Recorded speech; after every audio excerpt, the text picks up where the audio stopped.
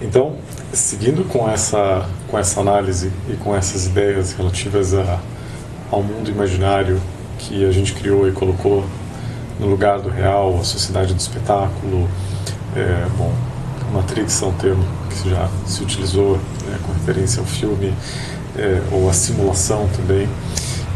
Em relação a esses pontos, em resumo, se a gente pudesse dizer o que aconteceu, é que a representação que a gente tem da vida, a representação que a gente tem de nós mesmos, a representação como uma imaginação, se tornou mais importante do que aquilo que ela estava representando, ou aquilo que ela estava imaginando. Isso a gente vê em todos os lugares. É uma ideia simples, mas profunda, porque ela tem implicações que explicam a explosão, por exemplo, das personas sociais, ou seja, das falsas identidades que as pessoas têm nos mundos virtuais. É uma consequência exatamente disso.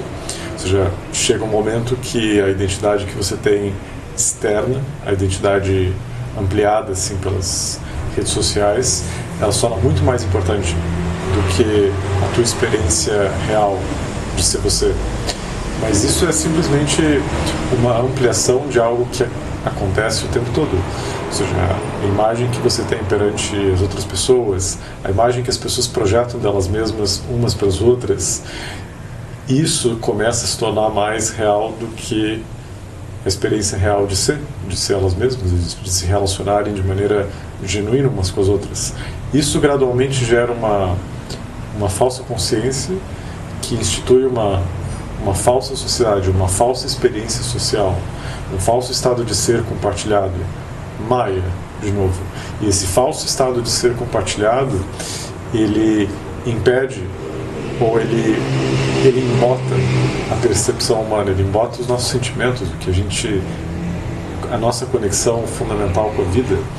Então isso é talvez o fato mais central e mais marcante do que é a experiência da nossa época. Então, não é à toa que as pessoas se sintam tão alienadas umas das outras e de si mesmas, porque como ocorre essa inversão psicológica muito básica, então mesmo quando você está sozinho, mesmo quando você está com os teus pensamentos, você não está exatamente com os teus pensamentos, você está, digamos, pensando por meio de ideologias que você absorveu, ideias externas de você mesmo, a visão de outras pessoas, uma visão falsa de outras pessoas em relação a você.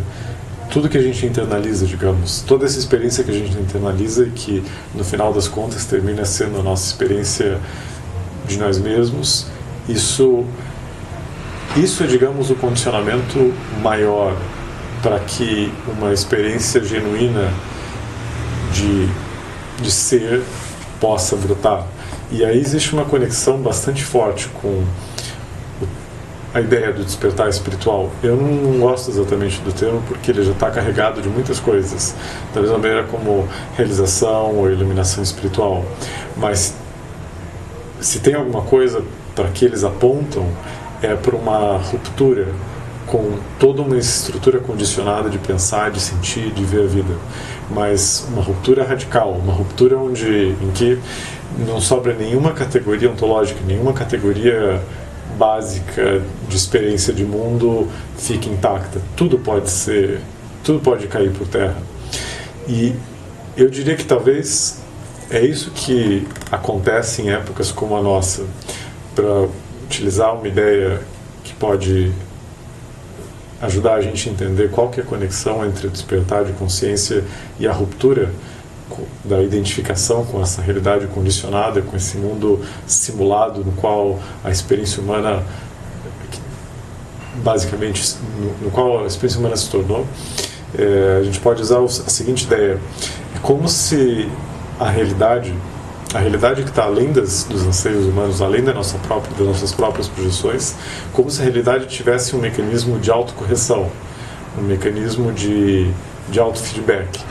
Então, se você fosse, digamos, uma superinteligência que tivesse que promover o despertar ou a ruptura de uma falsa realidade em que os seres estão vivendo, o que você faria?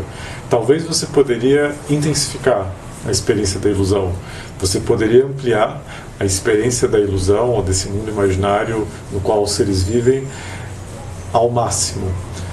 Tanto que chegasse um ponto que ficasse quase impossível para esses seres não questionarem a natureza do que eles estão vivendo. E a gente pode ver isso, digamos, na experiência que a gente tem dos mundos virtuais e dos hologramas, da realidade virtual. Daqui a pouco, se a gente se tornar híbridos, com uma conexão neural com os computadores, até que ponto a gente vai ser capaz de discernir a experiência real e a experiência imaginária? As duas começam realmente, essas fronteiras elas começam a se perder. E, na minha opinião, o que vai acontecendo é um pouco isso. É como se é uma super intensificação de uma experiência ilusória. É uma super ampliação disso para poder gerar um contraste. Tem uma cena em relação a isso no filme Inception que é muito relevante. É uma cena em que o personagem, se eu não me engano, do Leonardo DiCaprio, ele entra num salão em que tem muitos homens que eles, como se fosse uma casa de ópio, um salão de ópio, se eu não me engano, que eles estão todos drogados, e eles estão drogados porque eles estão querendo sonhar, eles estão eles estão tendo a experiência de passar horas dentro do sonho. E aí eles têm já onde ele pergunta, bom, mas por que eles estão fazendo isso, né?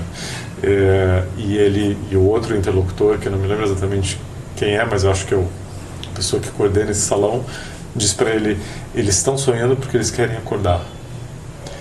E essa é uma cena muito marcante, porque aparece exatamente quase exatamente no livro do Debord, no livro A Sociedade do Espetáculo. É como se a experiência do sonho coletivo, ou de uma realidade imaginária coletiva, que é mantida pelos observadores, tem a única função de promover a antítese, por tabela.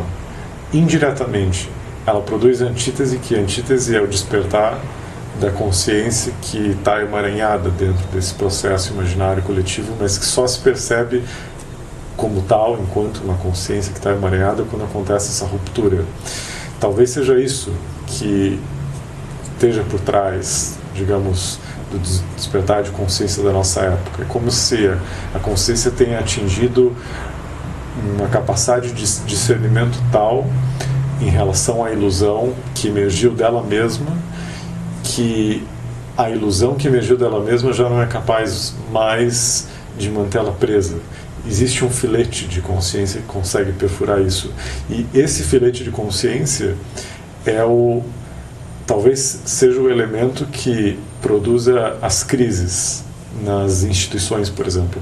As crises sociais amplas, as crises políticas, econômicas, que no fundo são crises que dizem respeito à descrença que essa consciência, que essa nova forma de consciência tem de tudo aquilo que foi construído por um estado de consciência prévio.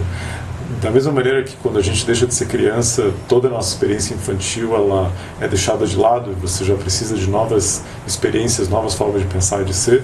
Do mesmo modo, quando existe uma passagem de uma possibilidade de consciência para outra, que talvez seja a raiz, né, esteja na raiz das transformações da nossa época, essa passagem ela gera uma descrença total com tudo aquilo que era normal, com a experiência do capitalismo, por exemplo, que tem pessoas morrendo ao teu lado, as pessoas, uma desigualdade imensa, isso é considerado normal, que isso possa ser considerado normal, que a gente não consiga organizar, digamos, as nossas relações materiais de uma maneira equitativa, igualitária, por exemplo, as relações que a gente tem com a nossa própria sexualidade, que a gente tem com a nossa experiência do nosso corpo, com a experiência da natureza, ou seja, todas essas categorias elas entram em xeque quando existe essa ruptura.